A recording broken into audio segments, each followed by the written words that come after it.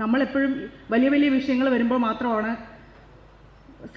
സമരത്തിലേക്ക് പോലും ഇറങ്ങാറ്. എൻ്റെ അറിവിൽ കഴിഞ്ഞ ഒരു 7 വർഷത്തിനിടയിൽ 15 വയസ്സും 16 വയസ്സുള്ള സ്കൂൾ വിദ്യാർത്ഥികൾ 10ലും +1 പഠിക്കുന്ന 22 കുഞ്ഞുങ്ങൾ കാസർഗോഡ് തൊട്ട് തിരുവനന്തപുരം വരെ ആത്മഹത്യ ചെയ്തിട്ടുണ്ടെന്നുള്ളതാണ്.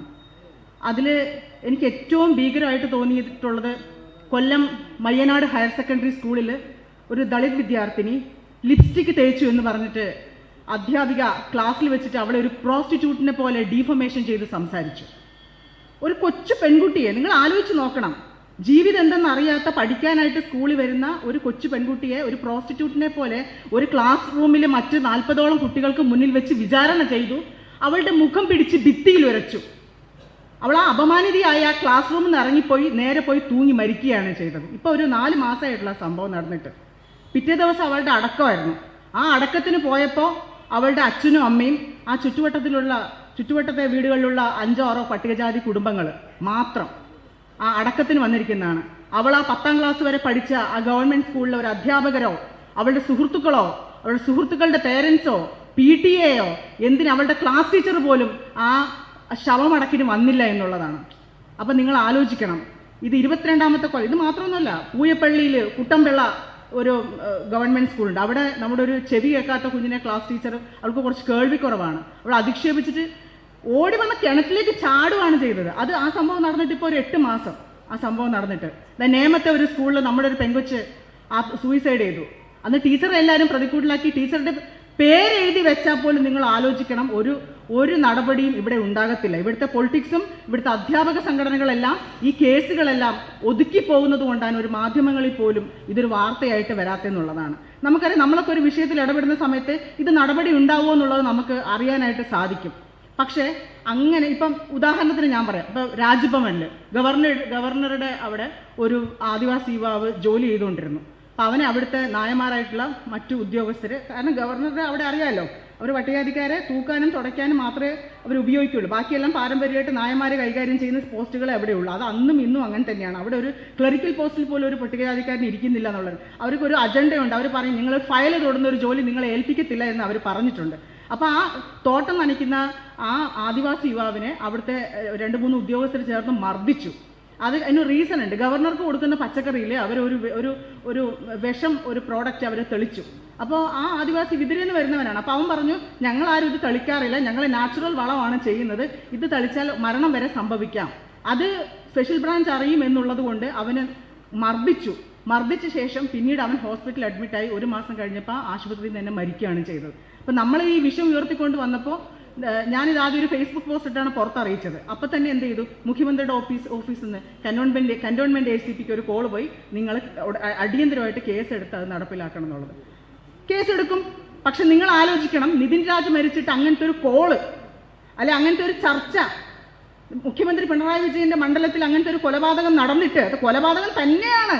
കാരണം ഈ 3 മാസത്തെ ക്യാമറ അതിന്റെ ബാക്കി വിഷ്വൽസ് അവരിതിപ്പോൾ നശിപ്പിക്കും.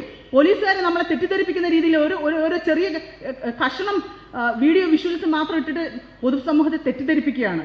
അപ്പം അതുകൊണ്ട് അത് അങ്ങനെ സംഭവിക്കാൻ സാധ്യതയുണ്ട്. അപ്പോൾ ഇത് കൃത്യമായിട്ട് നമുക്ക് തുടക്കത്തിലേ അറിയാം, അല്ലെങ്കിൽ എപ്പോഴേ പ്രതികളെ അറസ്റ്റ് ചെയ്യേണ്ട സമയങ്ങൾ, ഇത്രയും ജീവിക്കുന്ന തെളിവുകൾ ഉണ്ടായിട്ടും, ആ കെട്ടിടത്തിൽ ഇത്രയും CCTV ക്യാമറകൾ ഉണ്ടായിട്ടും ഒരു വിഷ്വൽസ് പോലും, അവൻ ചാടുന്ന ഒരു വിഷ്വൽസ് നമ്മൾ കണ്ടോ?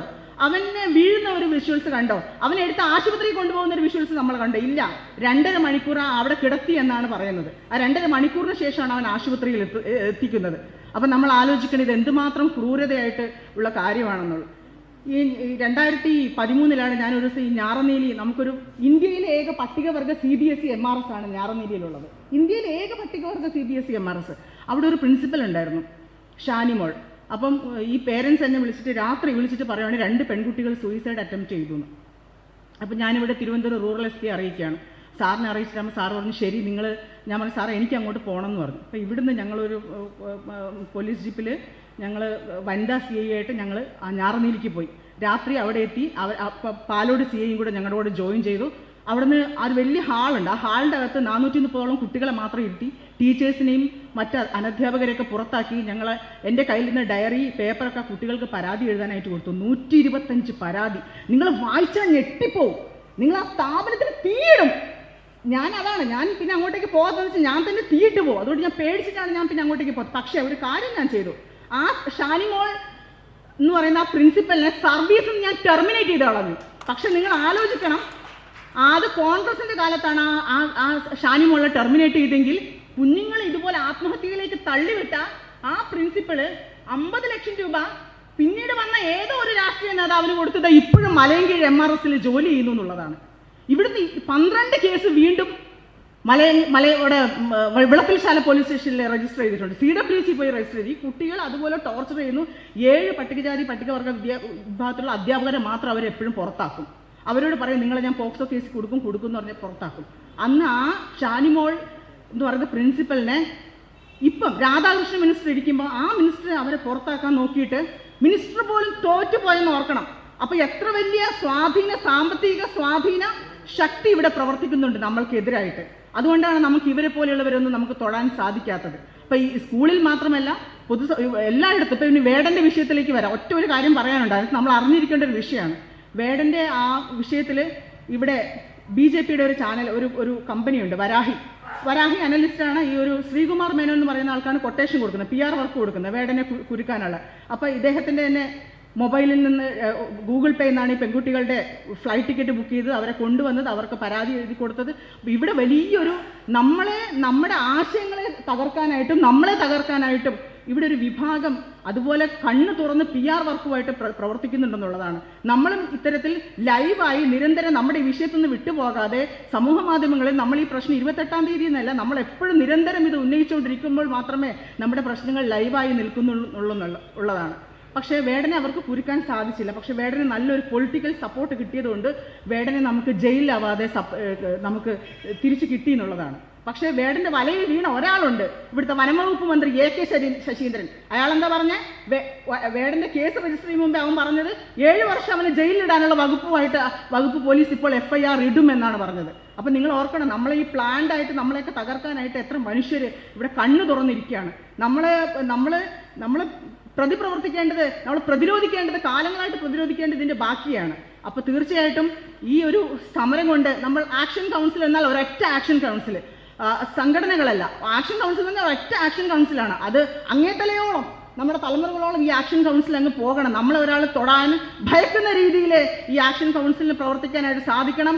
മഹാത്മാ അയ്യങ്കാളി പറഞ്ഞിട്ടുണ്ട്, അല്ലെങ്കിൽ ബാബാ സാഹിബ് അംബേദ്കർ കാണിച്ചു തന്നിട്ടുണ്ട്. നമ്മൾ ആ നിയമത്തിന്റെ വഴിയെ മാത്രം സഞ്ചരിക്കുന്നത് കൊണ്ടാണ് അവർ നമ്മൾ വീണ്ടും വീണ്ടും അതിക്രമിച്ചു കൊണ്ടിരിക്കുന്നത്. അതിനപ്പുറത്തേക്ക് നമ്മൾ പോകാത്തത് നമ്മളുടെ കഴിവിനല്ല.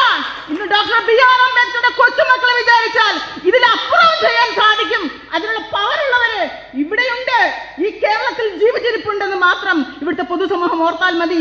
അതുകൊണ്ട് അടിയന്തരമായി ഈ പ്രതികളെ അറസ്റ്റ് ചെയ്തുകൊണ്ട് ഈ സമൂഹത്തെ, ഞങ്ങളുടെ കുഞ്ഞുങ്ങളെ, ഞങ്ങൾ ആഹാരം കൊടുത്ത് വിദ്യാഭ്യാസ സ്ഥാപനങ്ങളിലേക്ക് പറഞ്ഞയക്കുന്ന ഞങ്ങളുടെ കുഞ്ഞുങ്ങളെ ജീവനോടെ ഞങ്ങൾക്ക് തിരിച്ചു തരണം.